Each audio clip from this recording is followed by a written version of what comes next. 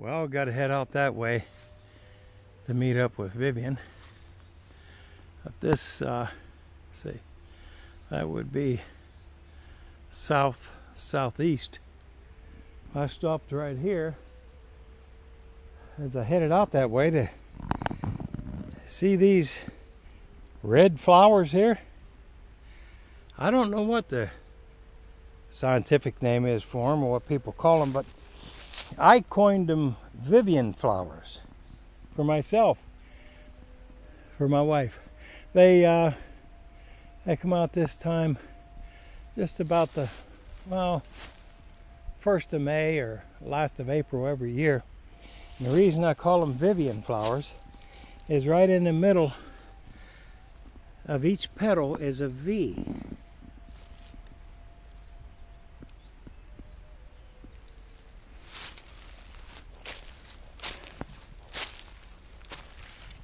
They're just starting to come out, as you can see.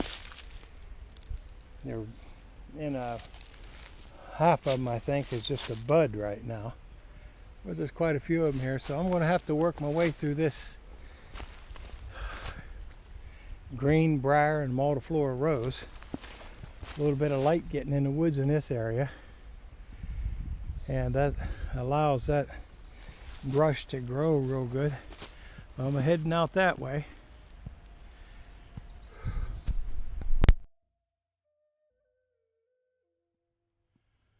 Up there's a bend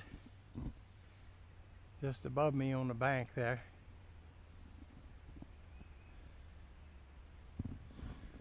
Now here we go.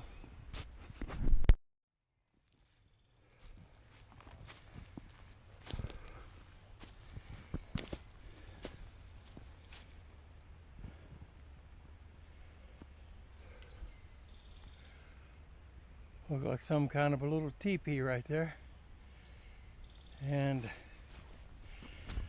it looks like a turkey buzzard overhead. Again, just like last time.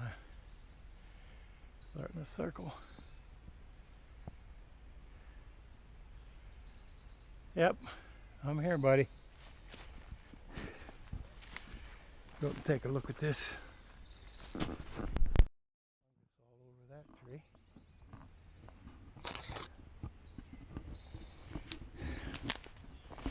Leans up against this one.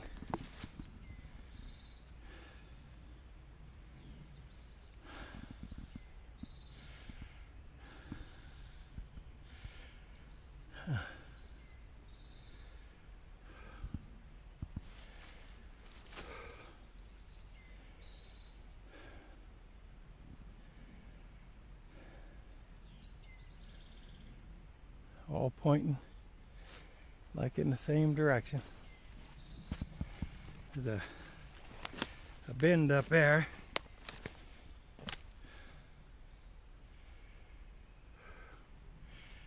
Another tree with the bark all stripped off of it, leaning up against that other tree.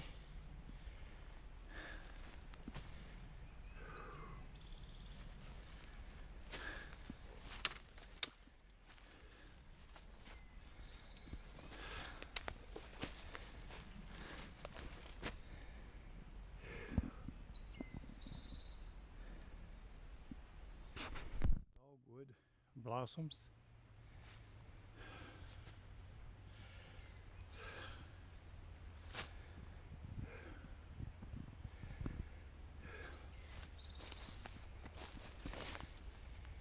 Some crabapple blossoms.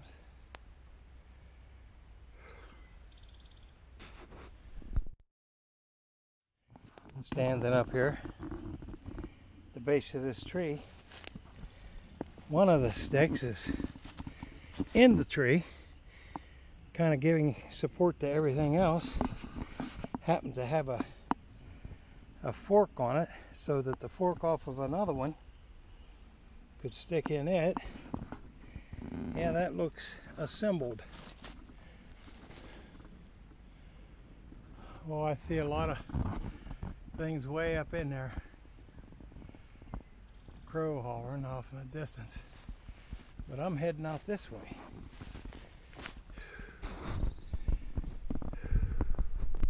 All at once, up here, kind of walked up on what looks like a plateau.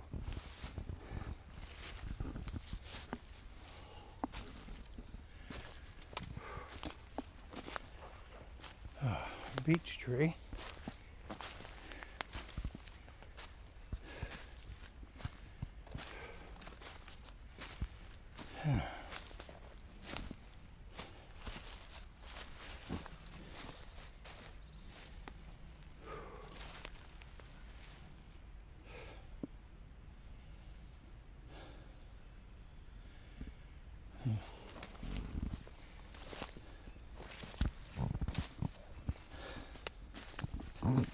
Then we've stood straight up against the side of that tree.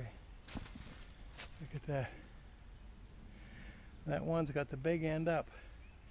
Got a fork on the top of it.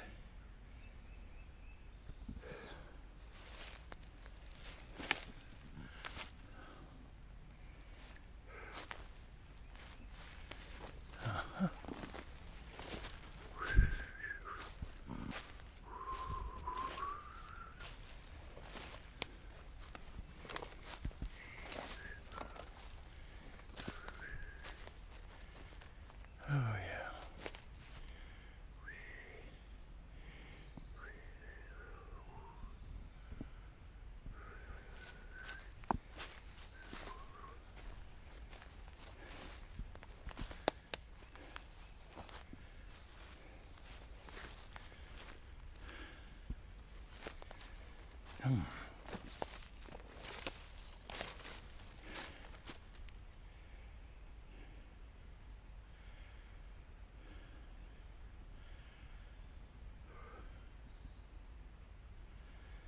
That is an old sassafras tree.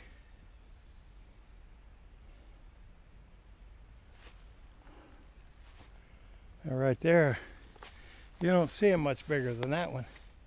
That one with that coarse bark. There's a good bit of sassafras growing right here. A lot of these trees are sassafras.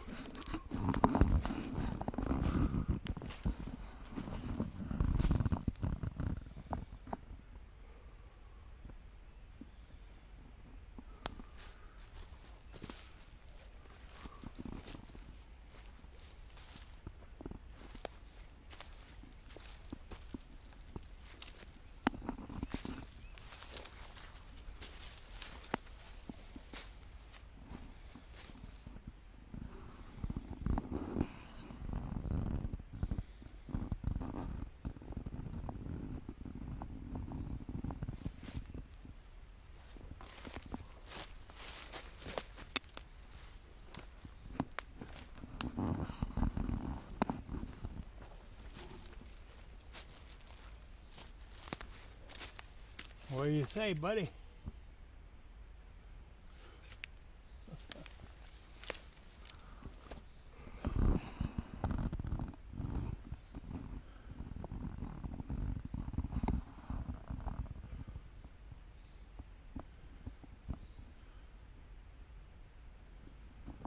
Well, let me make it on up through here ways.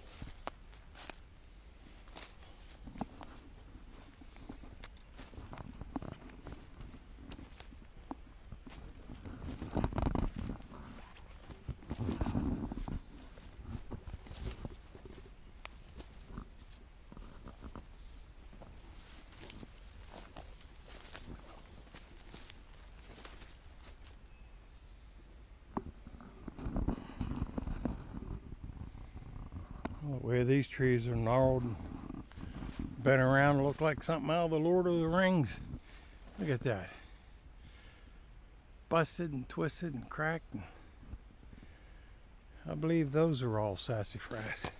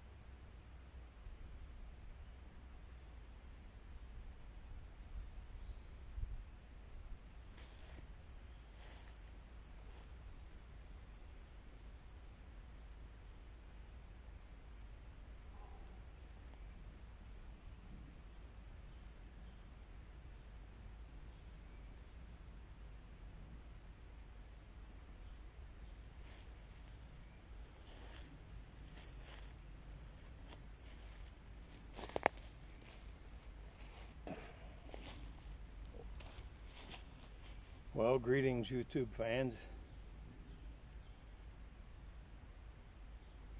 I mentioned in the last video that I made on Temple's Ridge that I don't think this is the default world, if you want to call it that, for what people are referring to as Bigfoot or forest people. I believe they are what is more correctly called interlopers, which means visitors to this place that don't belong here. I think they're allowed to come here, and they do.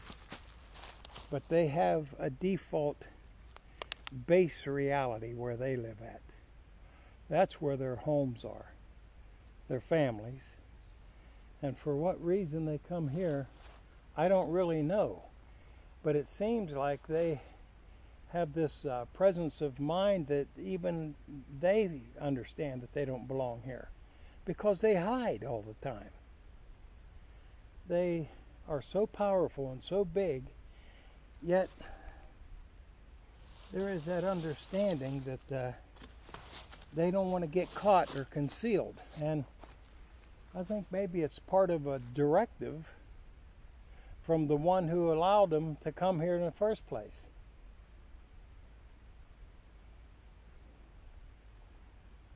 I think they've been told, don't get caught, don't interfere with what's going on that planet, don't make things change, just go there, and they may be observers or watchers or reporters that report back. But anyway, there's probably more than one.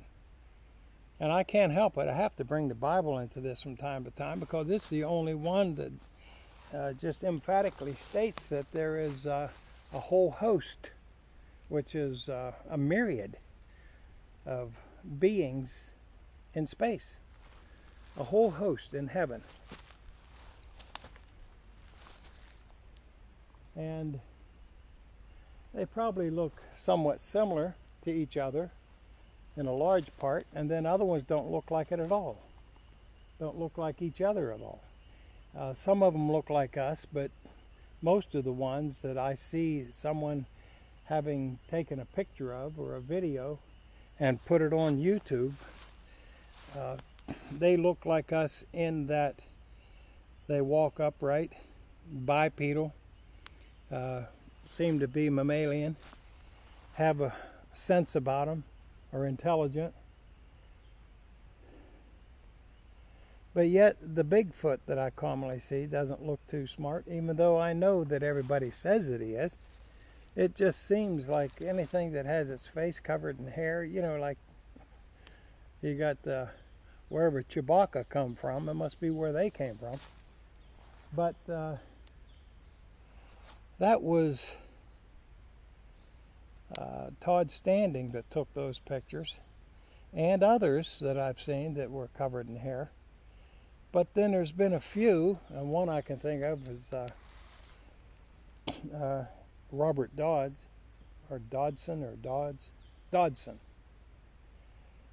He had a pretty clear picture of one looking out through the bush. All of these things had the desire to be concealed, to be not found out. But yet, even with that overwhelming desire to stay hidden, they couldn't help to come and peek, because they're curious. And I think the reason is, as far as my understanding, the only one that I see, God created all these things. You can read the account in the book of Genesis. Made all the animals and all that stuff at one specific time. But when it came to making mankind, he said, let's make man in our own image. Now, he didn't say let's make some dirt into our image and call it man. He was referring to man as something that already existed, and said, let us make man in our image. And we are, I guess. And that's what these beings that are running around peeping at you all the time when you go out habituating with them, it's amazing to them that we look like little gods. They know that God as their own creator, and they like to get near. I can't believe they found this being that looks like little gods running around, but we're made out of stuff, matter, sentient matter. Where God, I would kind of describe a God being, a Elohim, as basically being sentient energy. But anyway, why do they throw stuff at you? Why do they charge you invisibly and try to scare you? Why do they try to drive you out of the habituation maybe early on until they get used to you?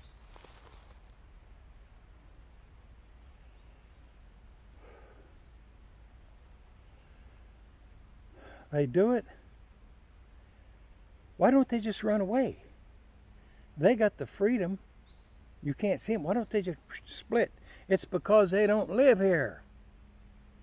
And you are standing between them and their designated portal to get out of here. They're trying to get you out of the way. They're getting a little apprehensive that this is a place they marked when they came from their default world. They marked this, and you're standing between them and that little thing they made, maybe even looking at it and calling it a shelter. What, you know, you got people have named them different things.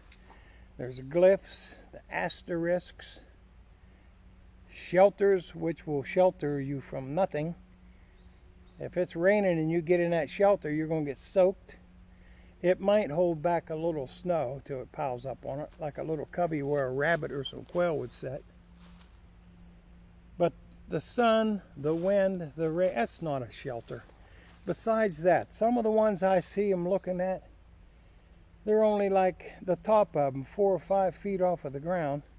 And these same people were telling me that they see a Bigfoot, or telling you too, to see a Bigfoot or a Sasquatch that is 9 feet tall and weighs 800 pounds. And he runs so fast you can't even see him, and suddenly he stops and tries to squeeze in one of them little things. They're not that. Now, he'll run into it, he just runs right into it, but they have a way of jumping to their original default home, wherever it is in another dimension. And there's a lot of them, these forest people, that are all different size, colors, and shapes. Sasquatch is one, and the Sasquatch that Todd Standing took is either thin, fine hair. One person said it looked like a Muppet. You know, that's kind of degrading to say that. Yeah, it's something to come up with to laugh at. But I think Todd Standing was genuine, serious man, and that's what he took a picture of, and that's what it was. That's what it looked like. And the other one with the eye that batted like that looks as real as anything I've ever seen. And they both gave this impression that back in there somewhere was some intelligence.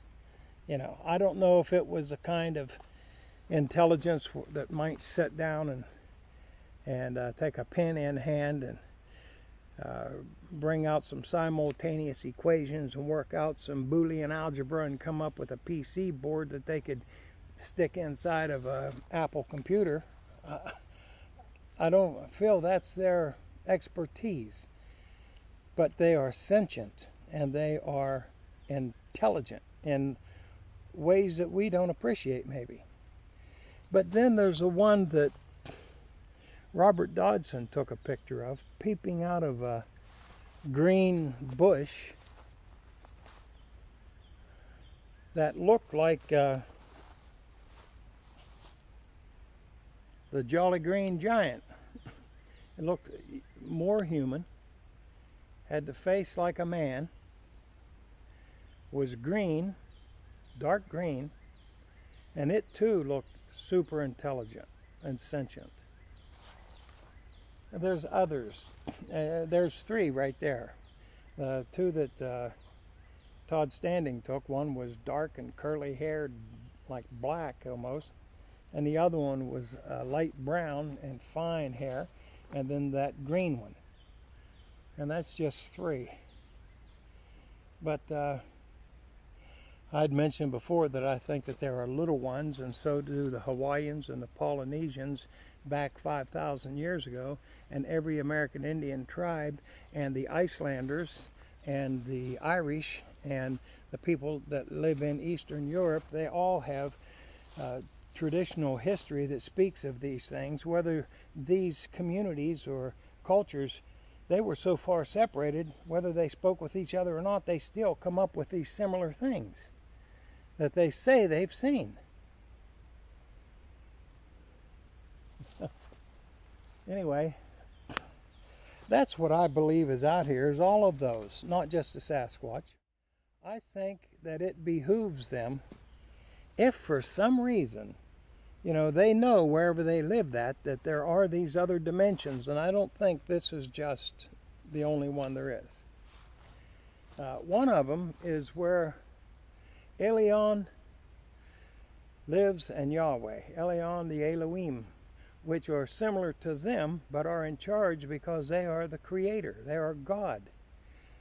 They are, and that's man's potential, is to be born into that family once you go through the metamorphosis of this life. And at that time, the Bible actually reveals that we will see them like they are, and that no longer will our teachers, as Isaiah says, be removed into a corner, but will plainly see him face to face, which we can't so easily do right now. But I think maybe some of these beings have been born on other planets, maybe in other galaxies, which is really right there. I know we think that light moves 186,000 miles a second.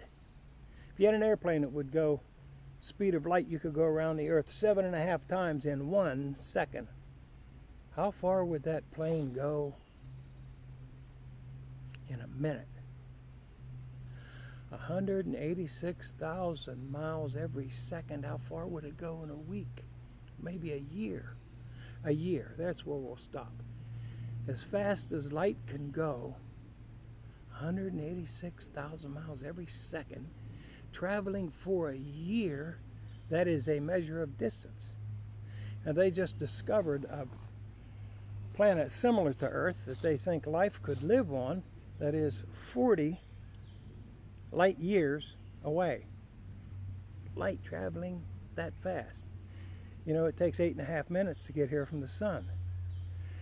But you know what? And they think that the whole creation, or the universe that we see out here and see through our telescopes, is 13.5 billion light years old. However, even if we can start to wrap our minds around those things, nowhere in that area at all, anywhere, is heaven. I hate to use that word too, because that's a stereotypical phrase that kind of pulls your mind out, and when it starts taking you close to the Bible, people go, oh no, yeah, I don't like religion. I don't like religion either. I'm not a very religious man. But that doesn't mean I'm not spiritual. Religion is what man added to the acknowledgement of God. That's man's organized religion. Anyway, nowhere in this creation is heaven. You can't go far enough in this one to arrive at it because it's not here. But when your body wears out and you leave this one, that's where you will go. And I think that's what these beings have already done, whether they're from another planet or from the Earth previously, years ago. But they have metamorphosized into that final being that the Creator has intended, and they come back here for some reason. This is a physical reality, but the other one, where they are at, is just as tangible as this one. They can bump into each other, they can eat, they can have cookouts, they can have parties and meetings, and some of them still get in trouble where they're at, but they're allowed for some reason to come here. And each one that comes here, it behooves them, because they still have limitations, like all of us will. There's some things we're always going to not be good at. But when they come here, the first act that they have to carry on when they visit this place is to mark a designated point for them to get back out of here, because it is the point that they came in. And listen, if these two dimensions are like out of time with each other, they'll never bump into each other. They're a couple points out of time, a couple steps out of time. So when they get here, the place where they were at when they left, surely they didn't try to get inside of a rock and leave. They found a place that was open, and they went out, and then they jumped. They jumped into this dimension. And when they did, they arrived here, they built something to mark it. Because once you're here, you can't actually see back there, and you don't want to time jump just anywhere and end up on the inside of a big boulder somewhere. Because that boulder in that reality is as tangible as you would be, and you couldn't fit in there. It would be like the Philadelphia experiment, where those sailors ended up having their molecular structure laced with the structure of that ship, the Philadelphia experiment, for those of you that know what I'm talking about. So if you're going to travel through time, it's not smart to travel simultaneously through space. You do one at a time, or you don't know where you're going. You end up inside of some crazy stuff. So when they get here, the Sasquatch, they might be the ones that are making the big X's. Other ones might be making what people call shelters. Others are little ones. We little people putting just glyphs on the ground. The tree hangs and the bends might belong to a different species, so that they can recognize it right away. And if something is encroaching upon them, and they've been given the directive to not associate with, contact, to openly speak with, or let anybody see you on that planet where you are jumping to, you can go there, but don't interfere with that, what's going on that planet. Well, if they feel apprehensive and they need to vacate and get out of there, they have to go back and jump to that one. They go to that one that they put there when they arrived here, and they actually dive in it, sneak in it, run up to it, but when they get right to it, just like the building, in Back to the Future, when that DeLorean reached 88 miles an hour, it never hit the building. Michael J. Fox went, that could be the same thing that happens when they do the jump in the right spot. They know they're coming out in the right spot. But if you got a person about that tall, green, I don't know if it's based on vegetation or animal or whatever, if it's about that tall and it is very apprehensive about being discovered or caught, it's going to look for that thing that it left to jump into. And if it can't find that because you cut off its path back to it,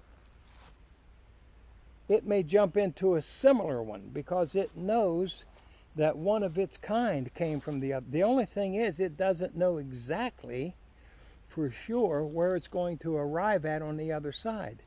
It might be over there a week different, or a month different if it's an old one. Or it might be, because spatially there's a difference also. It could be 200 miles from where it departed, even though it's only 200 feet away from the original one they made. So they try to get back to the same structure that they left.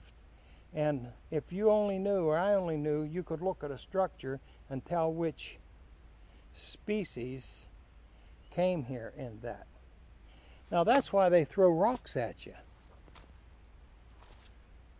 They don't want to run away and leave. They want you to, so they can come back down and depart this planet. They're kind of tied to that one area. And they would like you to leave, even if they had to scare you away and then get out of there, because apparently being discovered by you would be worse than, you know, somehow there is a directive given that they cannot violate that. And things would be bad for them if they did violate it. Because someone who is extremely powerful told them not to. Why? Out of concern for you. Because that's what this whole life is about here. It's for you and me and our kind to make our mistakes here. Person that hasn't made any mistakes hasn't done much.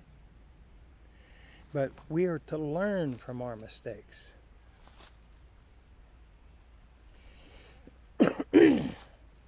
You know,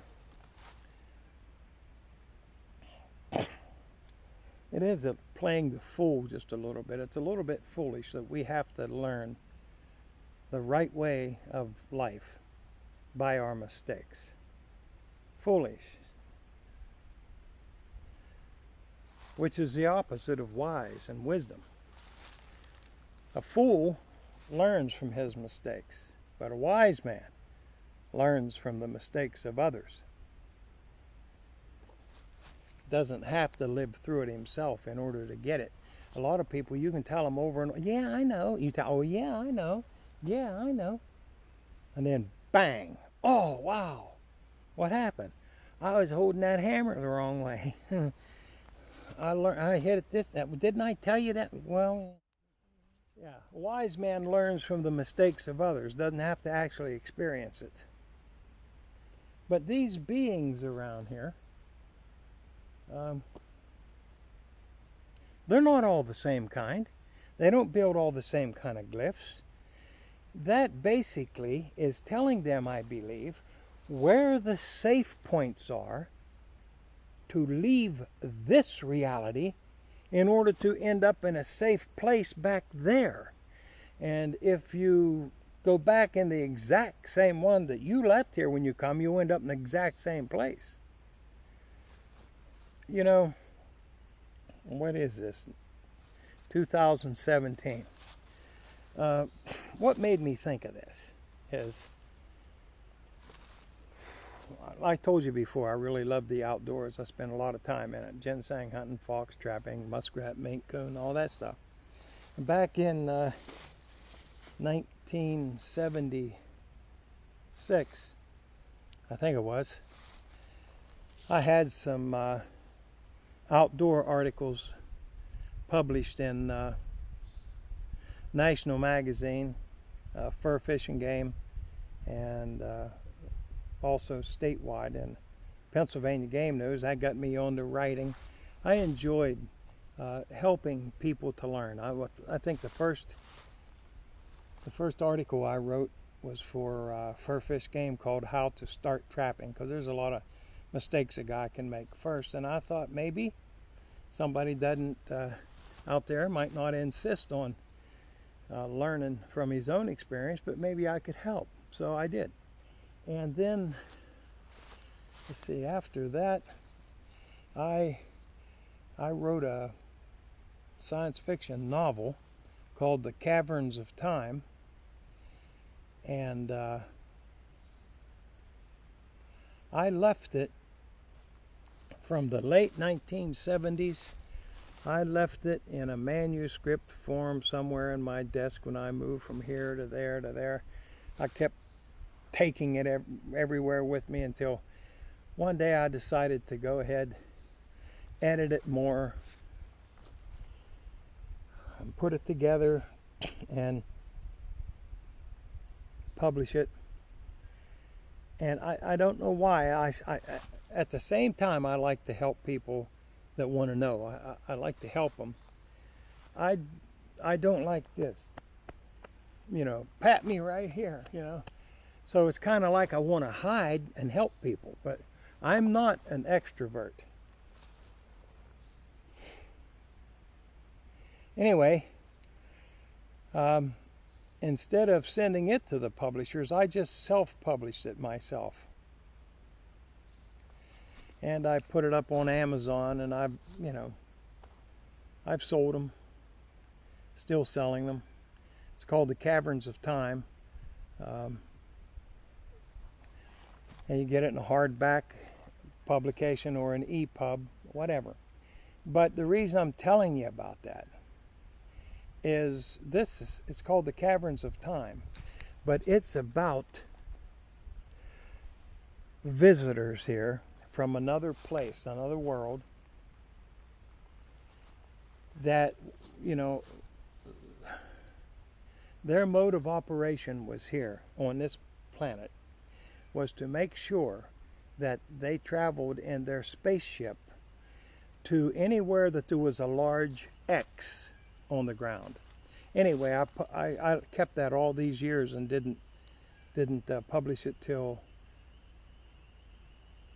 I think it was 2012 was the last edition. I think it was 2008 when I first did it, but 2012 is the last edition. I edited it again. But anyway, they were to travel, of all things, to a large X before they stopped the ship in that specific designation and then traveled in time. That would be so that they could avoid a mountain growing up around them because of plate tectonics and things. If they arrived there and then later on coming along was this place where a mountain was to, grow, that you had to make sure that any place you traveled in time while your ship was sitting there stayed the same for eons and eons. No earthquakes, no, anything like that. This is going to sound odd to you, I know, but this is truth.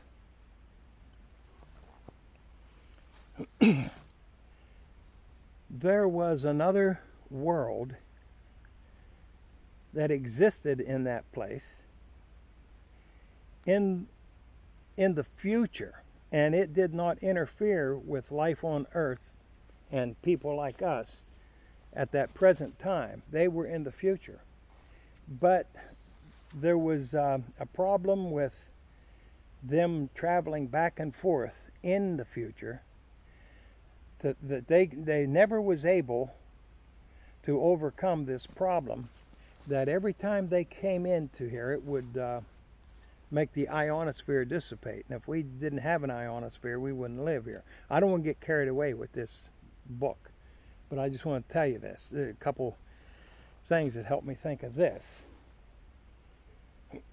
Well, one day they traveled through time and through space distance simultaneously on the surface here, and a mountain grew up around them, and as it came in and wedged the ship, it stopped, and it stopped that progression of time and distance.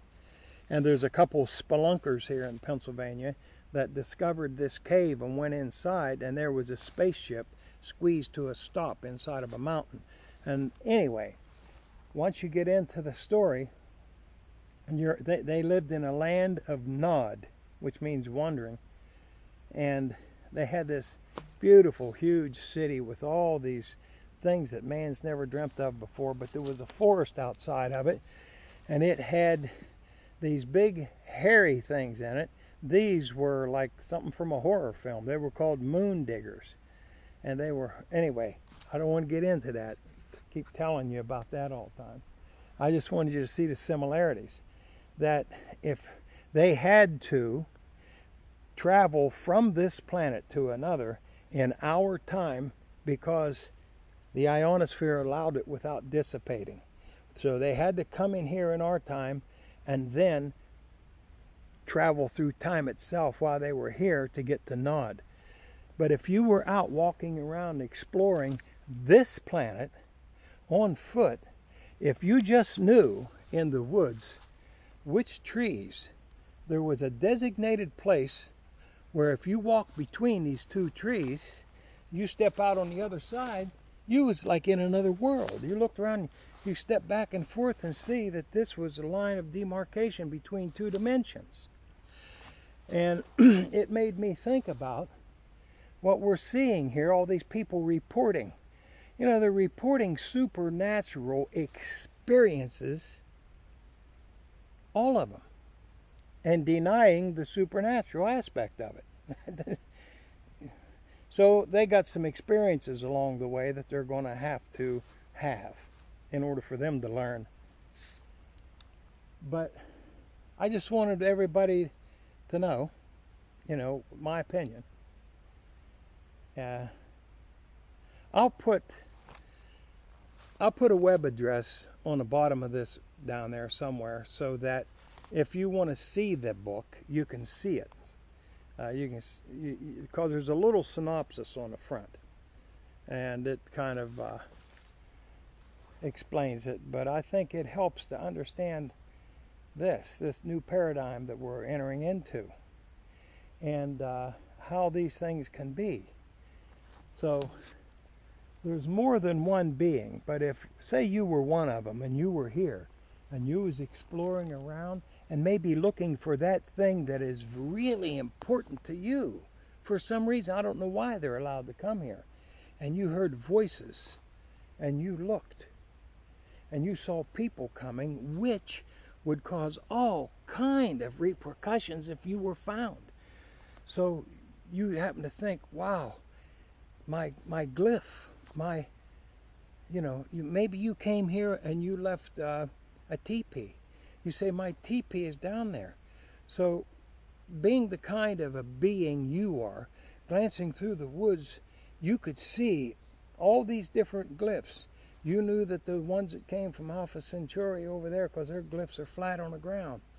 And you see all these shelters around, and no, big X's, Bigfoot. And you look down and you see, oh, there's the teepee. Is that the one I brought in? And the people start coming. And you work your way around and you keep watching them, because you don't want to leave. You want them to leave. But guess what? They can keep coming right at you and looking and taking pictures.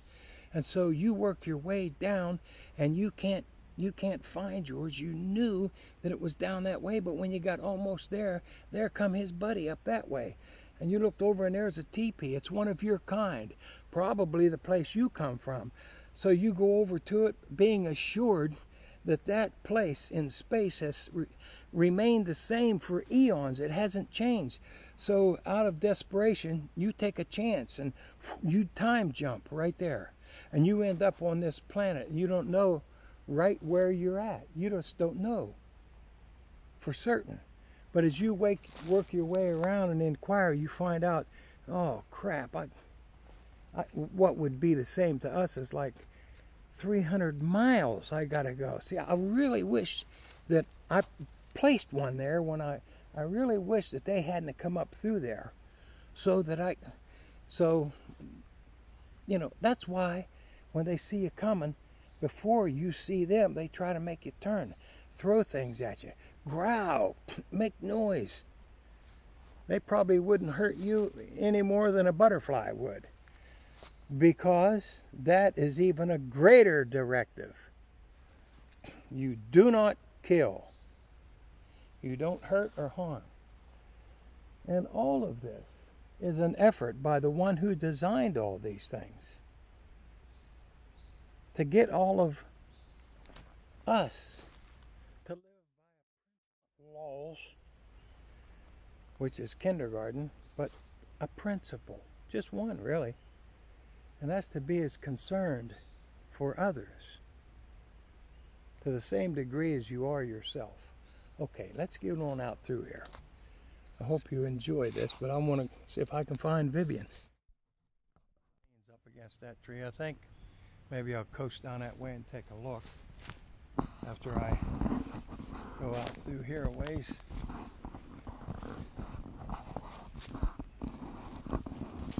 I hope I was clear enough in what I was trying to say there. No doubt I left a whole lot of stuff out. But if I remember some of the things that I should have said and didn't, maybe I'll remember to bring them up in some future talks that I have. Look at this thing here now. That's a beech tree. It's broke there. Up there it's been grabbed and pulled down and broken.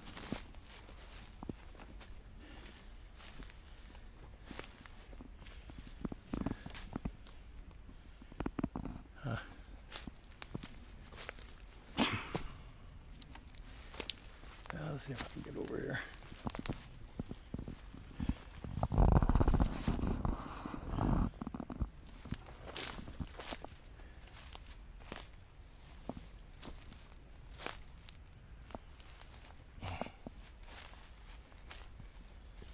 Boy, there's a lot of sassafras on this hillside. Some of them grew up very big. When they get pretty good size, the bark starts to get real rough on them. And look down there. I don't think I'm going to walk down that way because that's retrograde. That's taking me back. Maybe I should. Dang it. Because I don't want to miss anything. But I see some breaks here and there. Looks like something's been pretty active in here. I'm going to work my way down, right down through this greenbrier and take a closer look. Well, I'm glad I come down through that stuff. Look at that. Look at all those stacked up there. Now, that tree's got leaves on it. It's still growing. All the things leaned up against it are dead. Oh, they've been on the ground for years. Excuse me. I might jerk you around a little bit to get through here. Yeah, they've been on the ground for years. So, how did they get up against the tree? Well, they were leaned there, obviously, by something. Boy, I detest this greenbrier. It's like walking through rope with snail hooks on them. Look at this.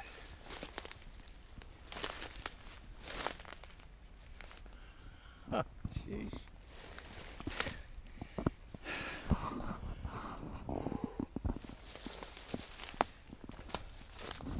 And this.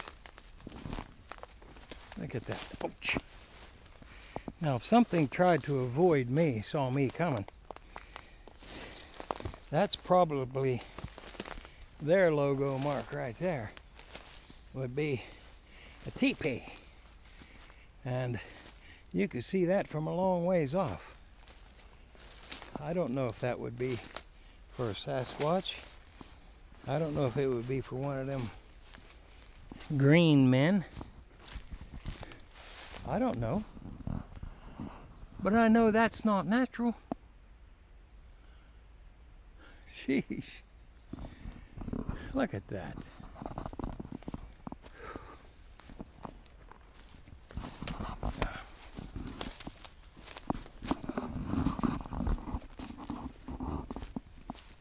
See if I can get out of here.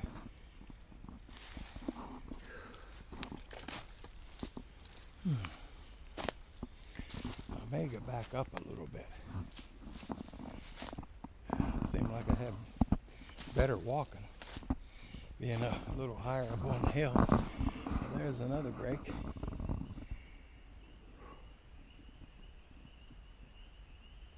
These are peep frogs down there in the bottom.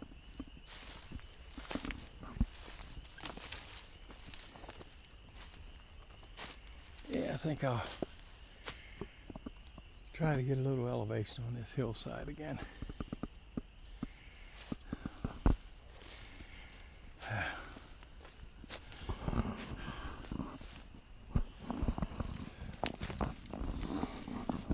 Yeah, I would like to. You know, sometimes things that are utterly ridiculous are funny, you know. I had an uncle who was funny.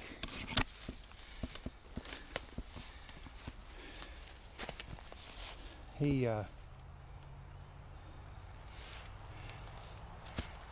used to talk about things that were just utterly ridiculous.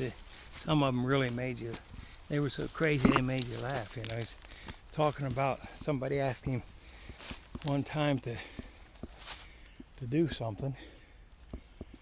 He didn't want to do it because it was so difficult. He was talking about how difficult it was. And he said he would rather try to stack BBs underwater with boxing gloves on than he would do that. Well, that's the way I feel, folks, when it comes to assigning everything to a 9 or 10 foot upright walking being that has hands like a catcher's mitt, and say they made this wee little tiny glyph on the ground. Looky there, isn't that nice? No. How come? How come people think everything belongs to Bigfoot? I think when he leaves, you know, he's looking for one of his big structures to identify where, you know, who it belongs to. And I don't think they use them as a shelter at all. If you hear a horn blow, that'll be Viv. I asked her to hit the horn one time just so I can tell how far away I am from her, but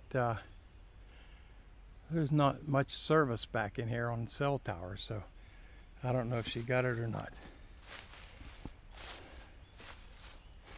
I see some tree breaks down there and some leans out ahead here. Oh. Okay, folks,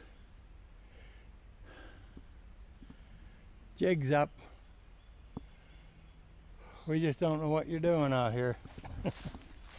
Why don't you come on out and converse a little bit? Maybe I could help you. And anyway, who put all these sticks through the fork in that tree? It's okay. No big deal. Well, there's another one.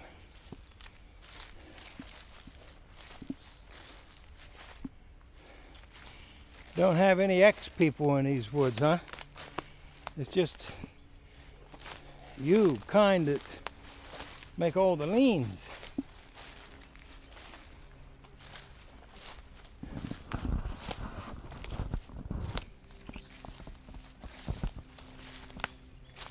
Ouch. Oh boy.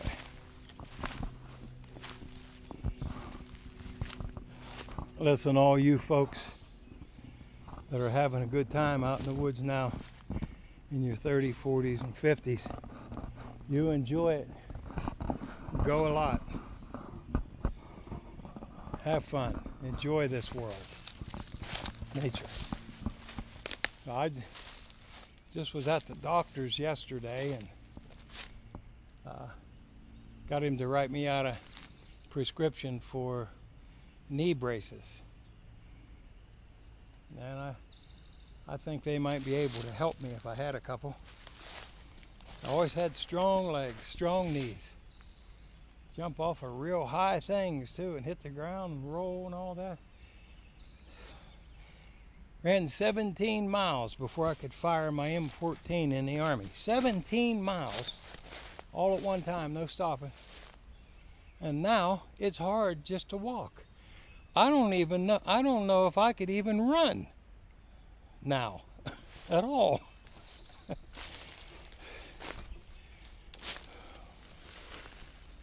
You get this feeling that if you were me, that your knee just might go sideways on you at any given time. The last thing that happened to me there about 5 years ago is I tore a meniscus in my knee. That was wow, that was the most painful thing I think I've ever had. But I got over it.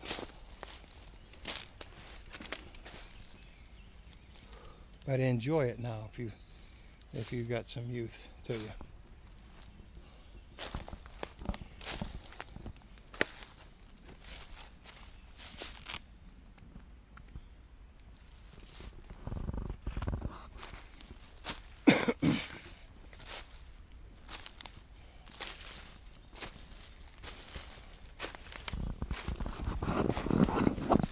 Excuse me a minute.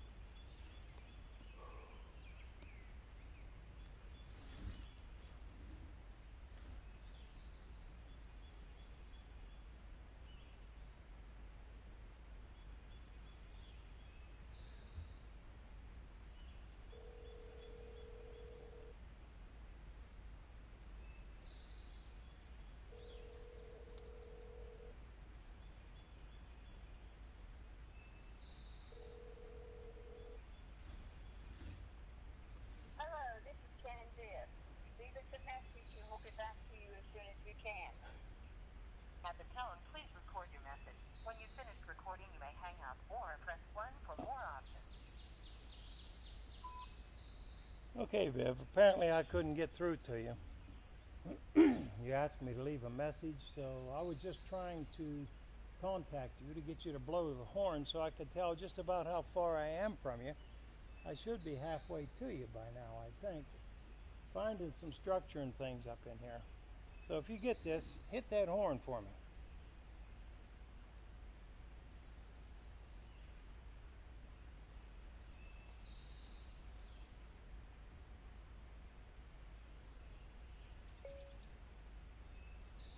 Vivian, let me know if you get this. Hit your horn.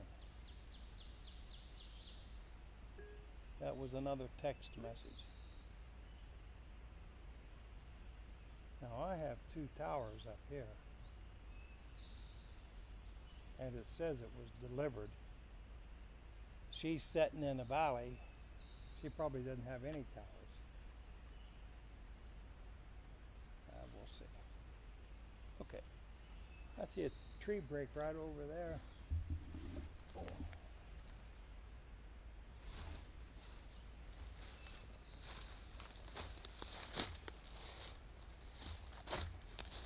Come on, folks, got to take you with me.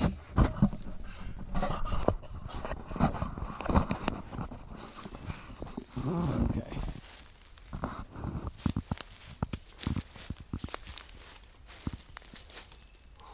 Where my head is. I bet you my hair is plastered down. I'm soaking wet.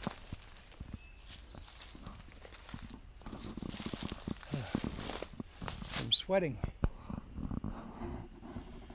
Well, there's a tree break. Down below I saw a tree bend. I want to check it out, and there's another one up here.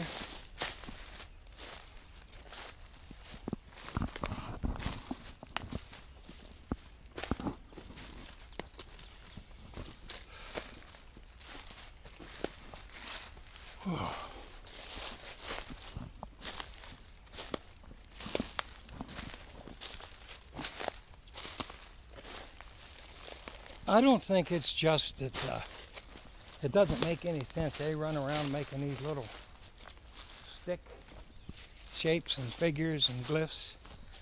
I think these are important to them. It tells them something. It marks something out so they can find it again easily. And it doesn't necessarily have to be that it's for navigation on this planet. It's not telling them where to go or what to do while they're here. They'll go where they want to. This tells them about a location on the place that they came from. that if they want to get back there, here's where they jump from. And it'll take them back. Whoever made this can go right back to where they come from. Look at this.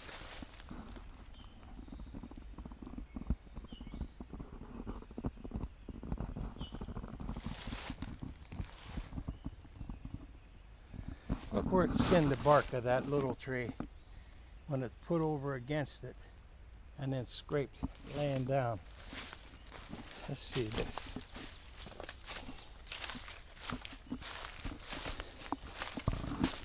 Somehow, that really, really old one, see how rotten and old it is? Got on top of that young maple. Now, I hate to see that maple, that poor little old maple tree. And look, it didn't fall off of this one. This is a, well, it didn't fall off of it. I don't know where Vivian is at, but I think I got to go a little ways more. I just happened to see the road down there. I would pull that out, let that little maple pop back up. But I feel like it's part of my directive not to do that. I don't want anything to get lost on my account. Know what I mean? Oh, wow.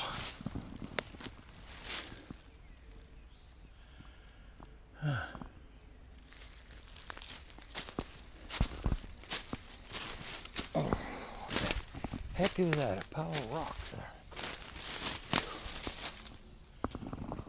Excuse me for jerking you around like that. I wish I knew how to keep this more stable when I was walking. Saw one person said put it on your chin, push it against your face, and you won't have that vibration and jerking. So I tried that. When I got home, my breathing on top of that GoPro sounded like a hurricane was coming, so I didn't do that anymore. So here's that other tree bend. I'm gonna walk up. I ran into that little one on the way up. Here's the other one.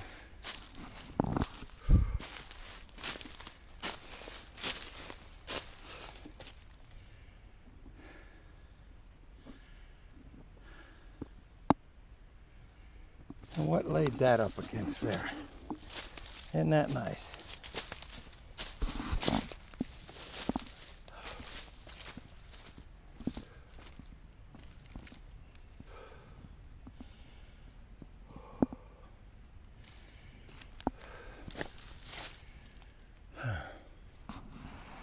Yeah, I think that means something special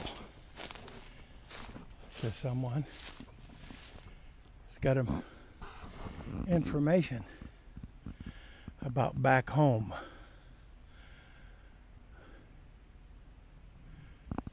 Do that again.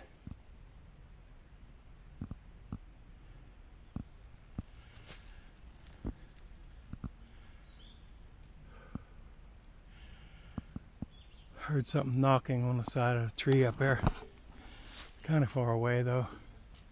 But I heard it hit like 3 times in a row.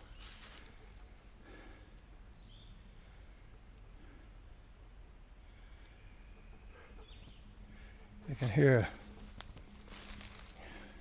a pileated woodpecker out there ahead of me. Something big and sitting on the ground here.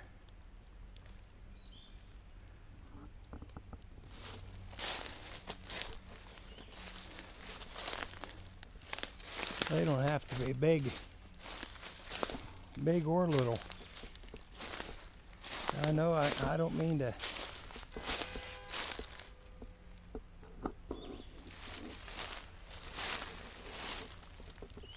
Did you hear that horn?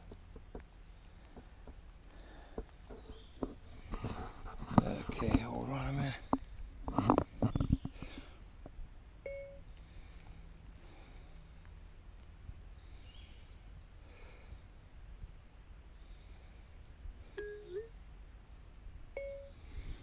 Okay, I'm just up above you and a little bit to your west. So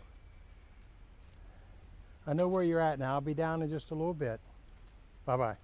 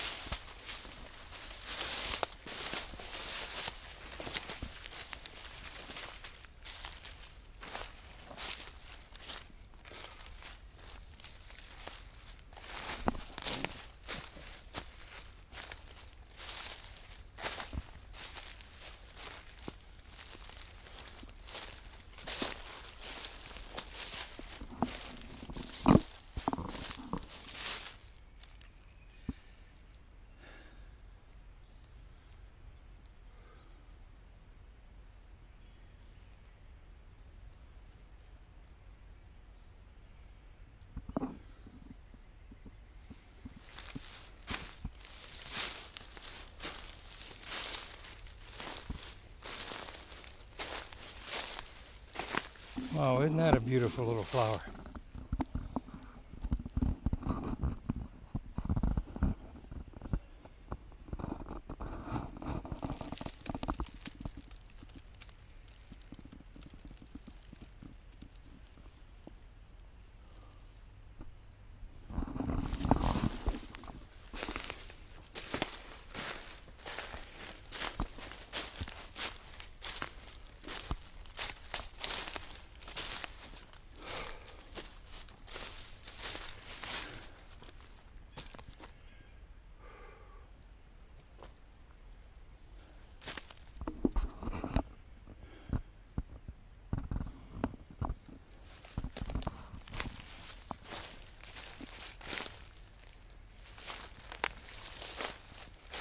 Well,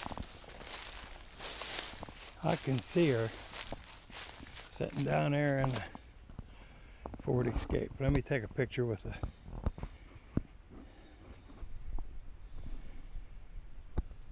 There's a bunch of green leaves right in covering the door, but I can see the hood. Oh, you're walking around the car. Okay. Yep. Can you see me? I'm moving. Back and forth, I'm moving. Okay, hey, hold on a minute. I'm going to shut the phone off and turn the light on.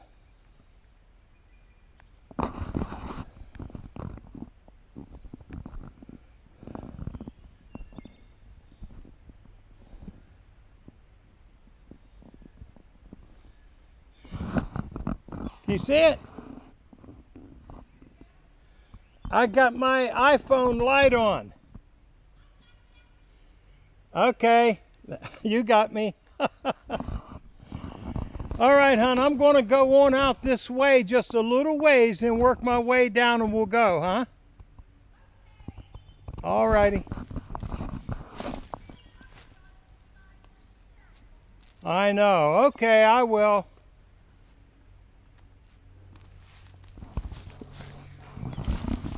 Well, folks, that's how you do that.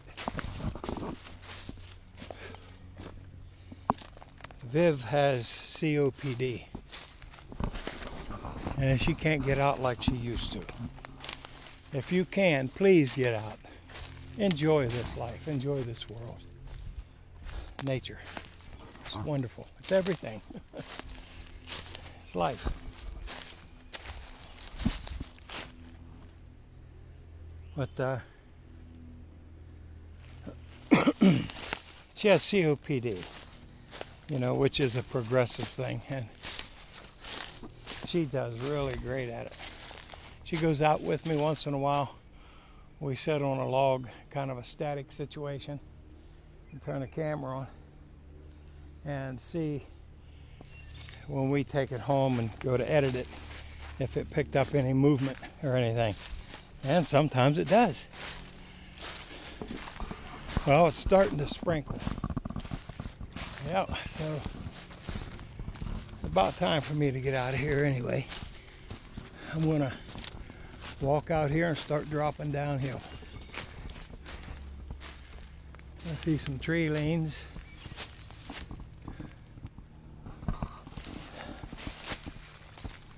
Yeah.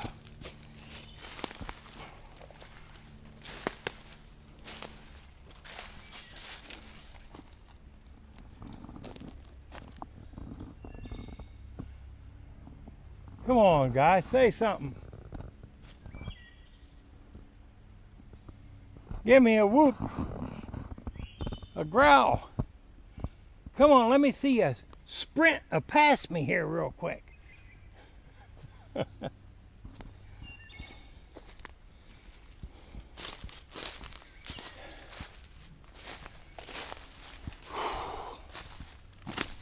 Okay, one of these days, whenever you're ready,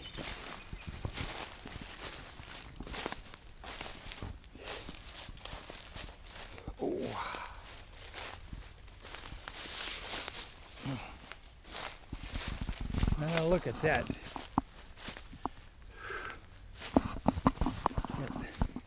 A big gold triangle stood up there. At the top of it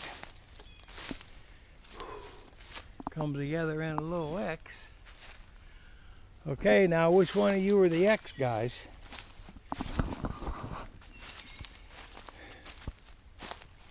Can't be putting no X's on top of triangles now.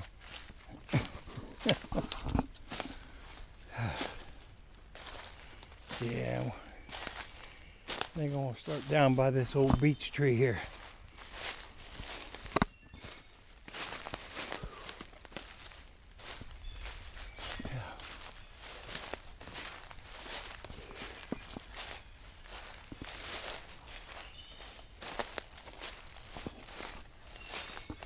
Listen at that. Oh, wow. That's my bird. That's my wood thrush.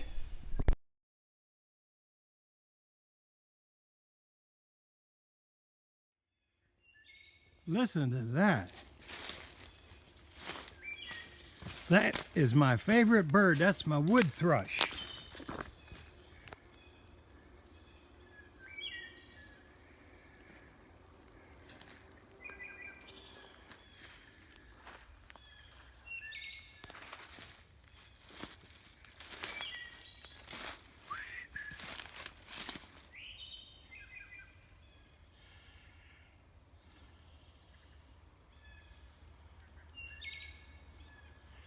I hear you.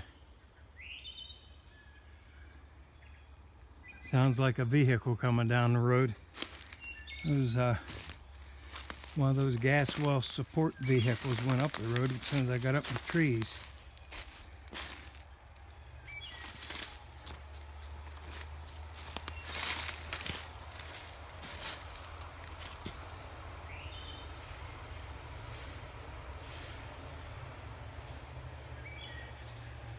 Just keep moving, buddy.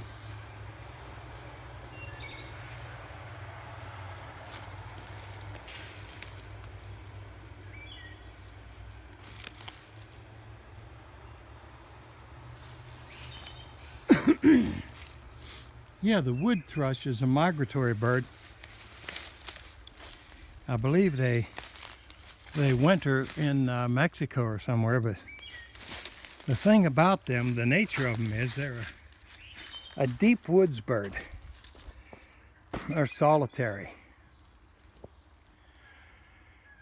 And you won't see them around your house, around home. They go way back in nice deep woods. And that two-part song they have, it's just so beautiful. I've heard them in the background for years and years and years when I was ginseng hunting before, because the kind of woods the ginseng normally grows in is also the kind of woods that these birds will be found in.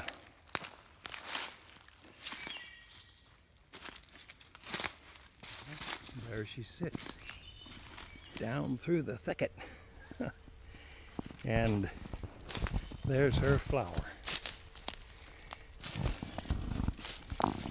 See the V in the tip of all of the leaves, or petals, the flower petals? That's my Vivian flower. One other piece of trash anywhere in this woods since I've been out. But looky there. Now some people forget about the structures and the shelters and the teepees and all the glyphs. Some people would also say Bigfoot did that. Well, I guess so, because Bigfoot apparently does everything. Well, it's raining now. Just made it back, come down over the bank there. Just had to walk around that water. Vivian came to the exact parking lot that I wanted her to. Oh, there, look. Bigfoot did that. No, I quit.